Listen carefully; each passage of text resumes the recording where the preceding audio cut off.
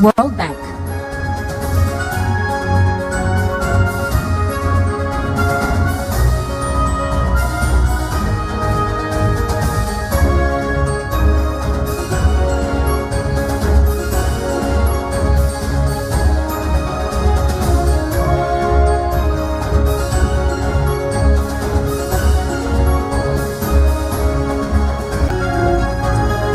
The Colombo Plan Staff College.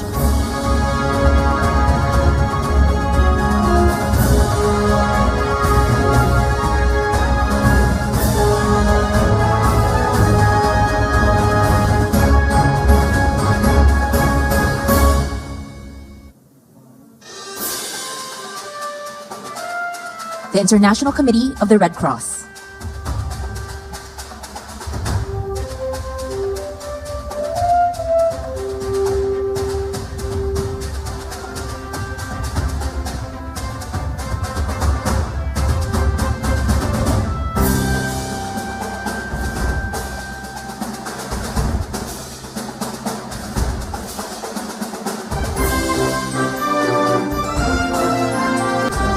The International Rice Research Institute.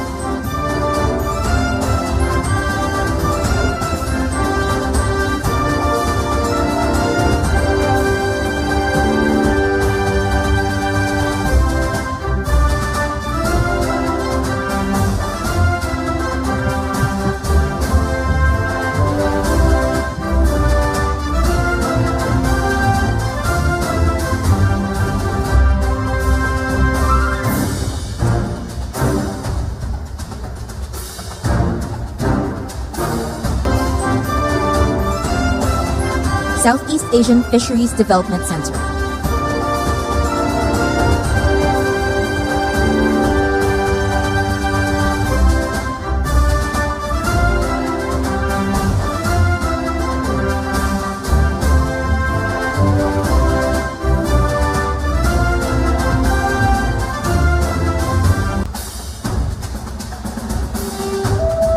Southeast Asian Ministers of Education Organization, Regional Center for Educational Innovation and Technology.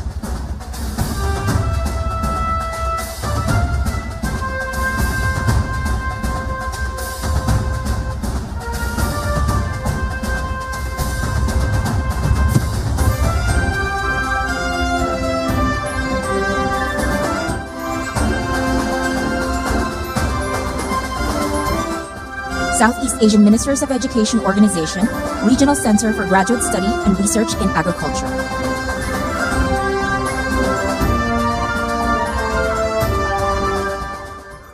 Excellencies, ladies and gentlemen, the 17th President of the Republic of the Philippines, His Excellency Ferdinand R. Marcos Jr., together with First Lady Luis Araneta Marcos.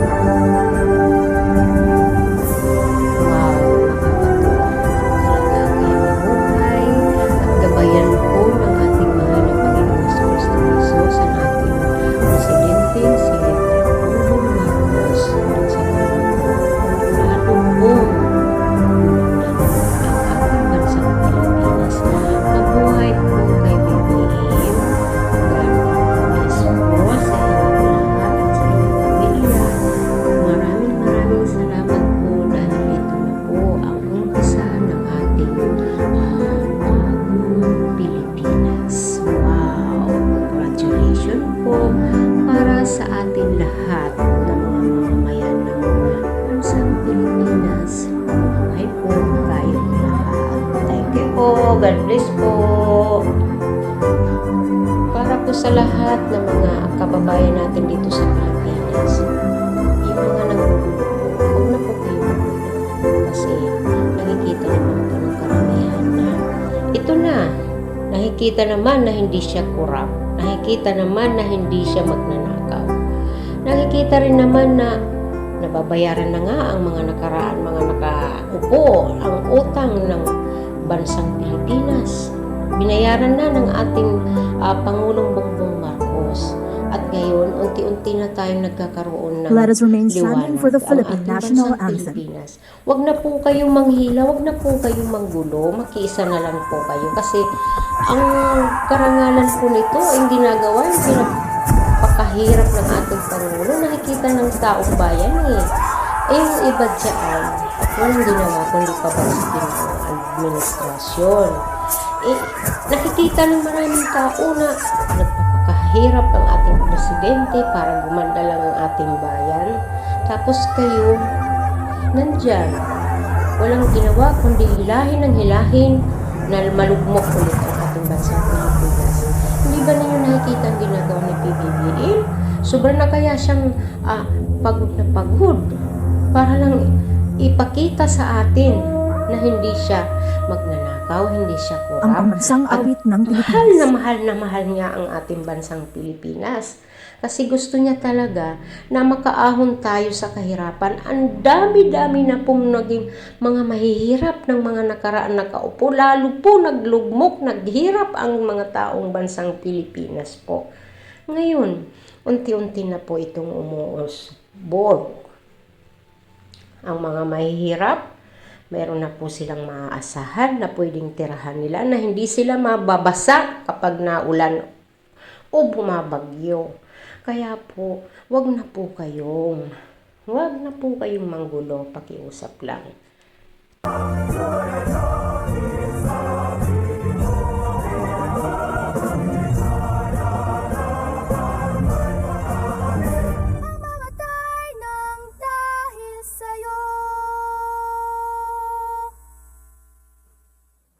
Excellencies, distinguished guests, the President of the Republic of the Philippines, Ferdinand R. Marcos Jr.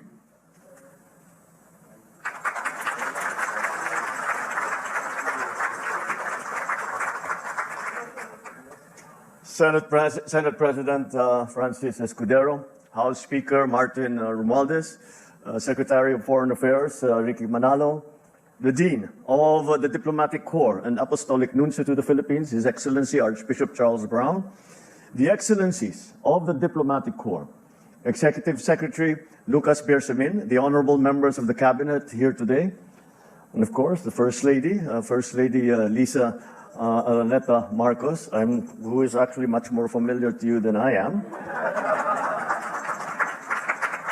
Fellow workers in government, honorable guests, ladies and gentlemen, good evening.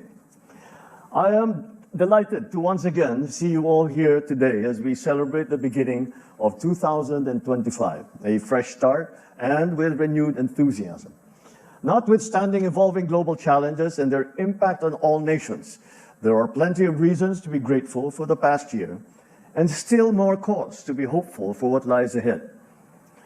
Excellencies, ladies and gentlemen, early in my presidency, I vowed to reintroduce the Philippines to the world and jumpstart meaningful, concrete, and mutually beneficial partnerships that will drive growth for this country in the 21st century economy.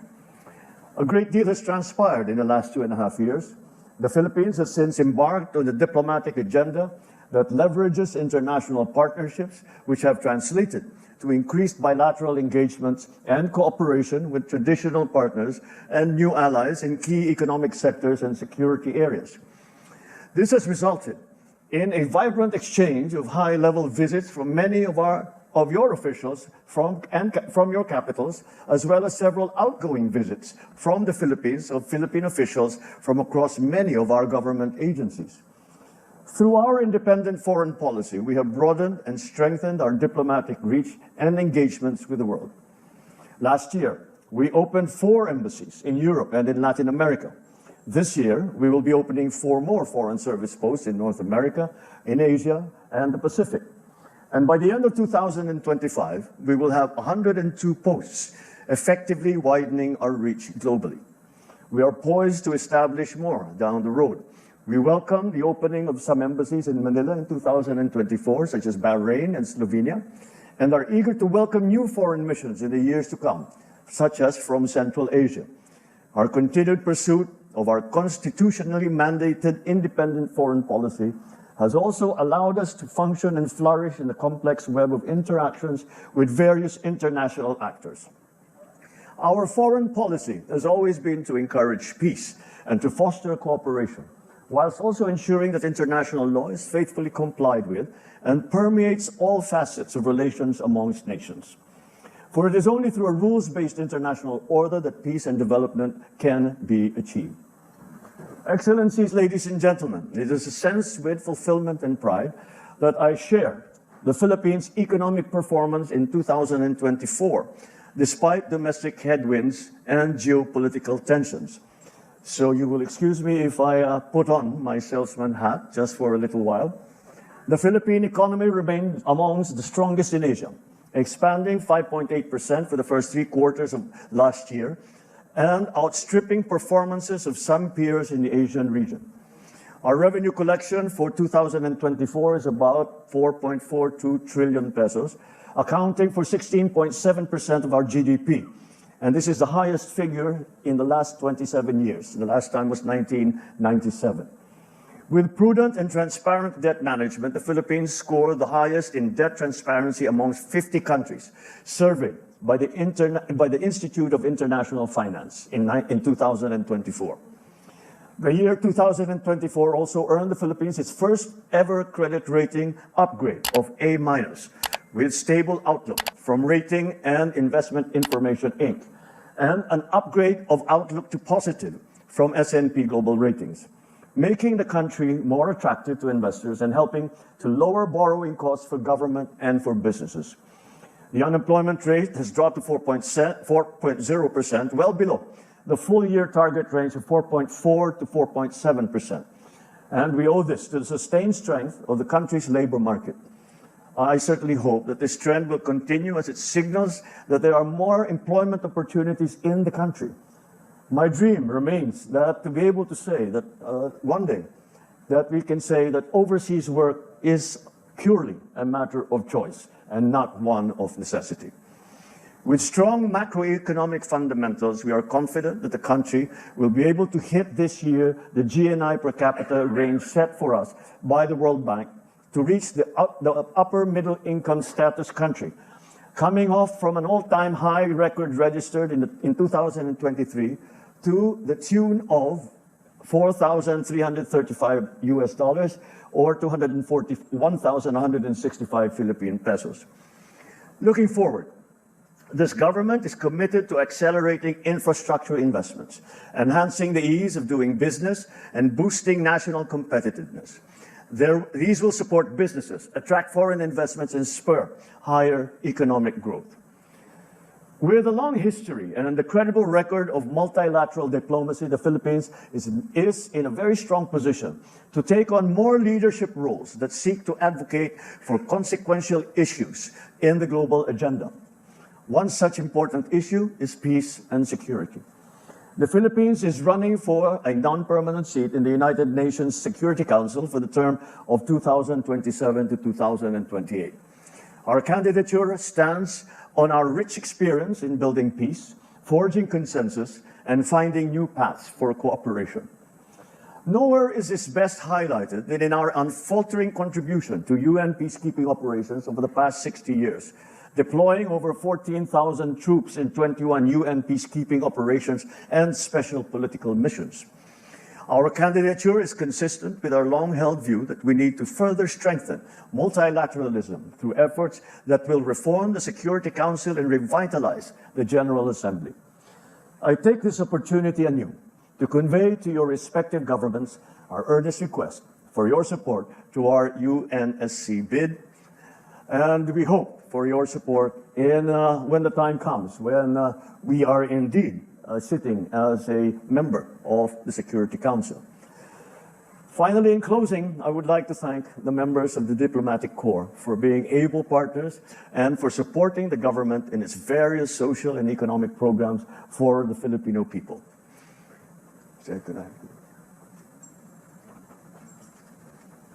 So allow me to make a toast to another year of partnerships and collaboration with you, with your countries, and enduring friendships between our countries and, even more importantly, our peoples. Cheers. Happy New Year.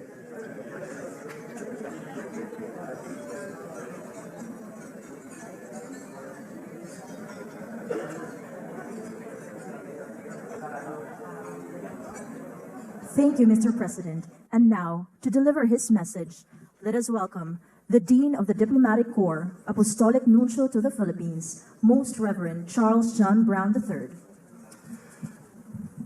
Your Excellency Ferdinand R. Marcos Jr., President of the Republic of the Philippines, First Lady Louise Araneta Marcos, Honorable Secretaries of the Cabinet, officials of the Department of Foreign Affairs, Your Excellencies ambassadors and heads of mission accredited to the Republic of the Philippines, it is for me, as always, not only an honor and a privilege, but indeed a pleasure to speak on this happy occasion, the traditional exchange of New Year's greetings between you, Mr. President, and the Diplomatic Corps accredited to the Philippines here in Malacanang Palace. Your annual invitation to welcome the new year with you and the First Lady is always deeply appreciated by all of us, because in addition to being an opportunity for us to interact with you, it also gives us the occasion to express our gratitude to you, to your government, and indeed to all the people of the Philippines for the kindness we experience every day in this wonderful nation. The Diplomatic Corps congratulates the government for the encouraging economic figures recently released on inflation, economic growth, and employment, mentioned by you, Mr. President, in your speech. In these areas, there's good reason to be hopeful about the future economic prospects of the country. With regard to progress in the area of peace and reconciliation in the new year 2025, the international community continues to believe that the Bangsamoro peace process remains the viable path to peace, security, and prosperity for the people of the Bangsamoro region of Muslim Mindanao, although recent challenges remind us of the need for patience and perseverance in the attainment of those goals. The international scene is, however, as all of us know, marked by significant polarization and even recrimination, all of which is amplified in a media environment characterized by strident, contrasting opinions and the presentation of perspectives ranging from information to misinformation and disinformation. In such an environment, it's virtually impossible for any single actor to completely control the narrative, as may have been possible in the past. The consequence of this reality is that the public's trust in institutions begins to diminish considerably. The antidote to this state of affairs is not easy, but it certainly involves, on the part of all of us, a recommitment to truthfulness, balance, and fairness in our statements, and to listening respectfully to the perspectives of people with whom we disagree. For all of us, men and women serving in government and in diplomacy, our mission is to help guide the course of human events in a path that leads to peace, prosperity, and security for all. That is only possible when there's communication, the authentic and respectful exchange of ideas and proposals in continuous dialogue.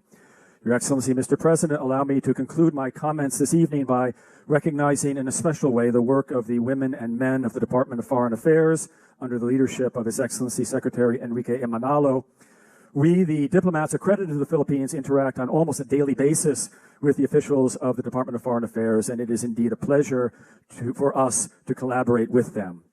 And so, Your Excellency, it is an honor for me to express on behalf of all the members of the Diplomatic Corps our sincere best wishes for a new year blessed by peace, prosperity, and progress.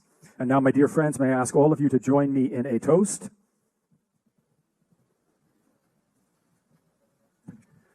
To the President of the Republic of the Philippines, His Excellency Ferdinand R. Marcos Jr., for his well-being, health, and success, and to the peace, prosperity, and happiness of the Filipino people. May God bless the Philippines. Mabuhay. Cheers.